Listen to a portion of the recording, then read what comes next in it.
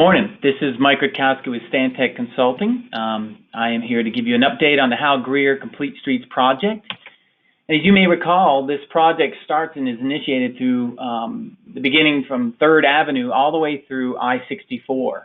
And today I just want to kind of talk to you about the latest greatest, what's happening with the concept designs and moving this project forward through implementation.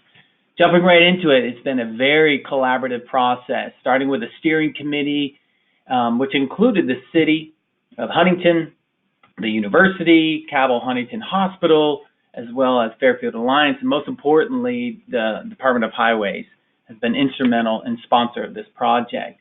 We've had tremendous amount of outreach and collaboration with business owners, stakeholders, and community at large.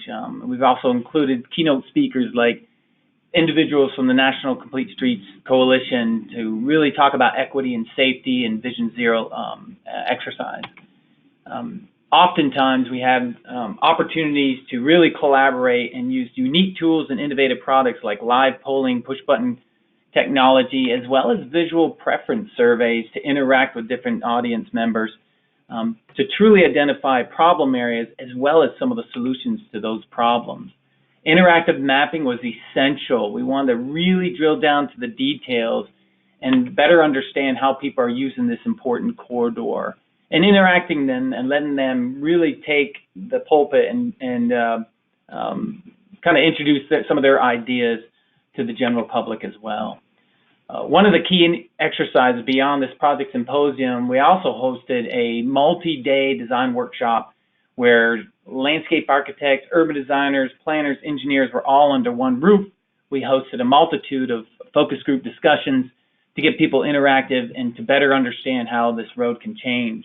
It culminated in a lot of design detail, like the issue that or the mapping exercise that you're seeing here, with the Department of Highways sponsoring this project and really answering some of those tough questions about safety and bicycle pedestrian mobility. So what came of this? Let's walk through some of the design concepts. And we start with the first segment area between I-64 northbound to Washington Boulevard. And as you know, speeds can be a bit of a challenge in this corridor. High speeds, it's built like a freeway. There's no amenities for bicycle pedestrians. So our whole premise was trying to slow down these cars with some verticality in the design, with planted medians, street trees, pedestrian level lighting, and we also introduced a side path protected by a Jerser barrier to allow people, whether on 2 feet, 2 wheels, or ADA in a wheelchair, to be able to go from A to B all the way up to Kinetic Park.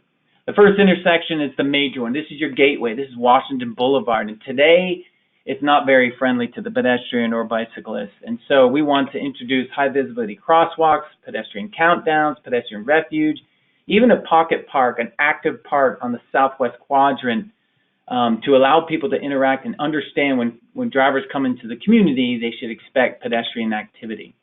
The next segment is from Washington Boulevard to the viaduct. And as you know, there's a lot of traffic on here, 18 to 20,000 vehicles a day. There's some offset on the intersections which are really problematic at 13th Avenue, Charleston Avenue, as well as Dalton Avenue. We needed to fix those. And there's opportunities for redevelopment, like the Northcutt site that is being programmed today.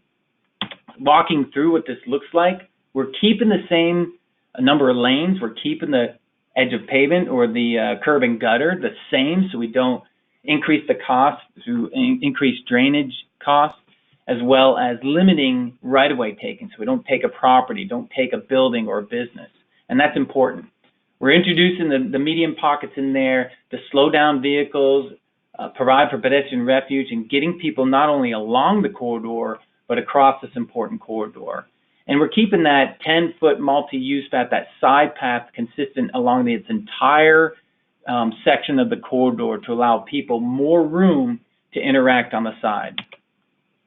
This is a plan view that shows the CAD rendering. It basically shows the physical footprint of those improvements, including the intersection, the entryway of the hospital, which is problematic today, and where people have a hard time understanding who has the right-of-way and making left turns and ingress-egress out of that important location. 13th Avenue and some of the offsets, we're addressing those head-on, including the Danish crossing at 13th Avenue to avoid confusion and left turn conflicts at that location. High visibility crosswalks between mid-block crossings, which include rapid flashing beacons to better identify pedestrians crossing the road, is really important, and trying to make it more visual to the traveling public that are driving the vehicles. This is a segment in front of Northcutt, and looking at this and the opportunities for redevelopment and integrating great pedestrian and bicycle crossing opportunities. Pedestrian level lighting was critical along this corridor segment, and just kind of visualizing what that will look like through time and redevelopment.